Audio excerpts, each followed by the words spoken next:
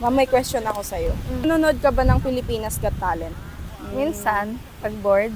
Ma'am, kung magiging judge ka doon, ano yung makakapagpapindot sa'yo sa Golden Buzzer? At Oo, yung mapapatayo ako. Wow, shit, ang galing. Ganon. wait, Kunyari, kahit nakakatawa nga lang sila, goods na eh. Basta yung unique, medyo unique naman yung ano, kahit na kunyari nagpapatawa lang sila. Ganun. nagpapatawa, ma'am. Tapos, ayun, o kaya, kumakanta. Kantahan mo naman sila. Kakanta. Yung tawag nito. Ayoko. Ate, Um, pangit yung boses Ebat ko, baka... Adan. Ah, Ma'am, alam mo ba yung trend na yun? Oo. Yung Ebat Adan? alam mo ba? Ganun. Mahal mo na. Hindi, lasing ka na. Ganun. lasing Bago na. Lasing ka na. Kasi sa mga manginginom, ganun talaga ang team song namin. Oo, ma'am, Alam maganda ba? rin, no? Lasing ka na. Wala ka nang mamaya na yung lasing.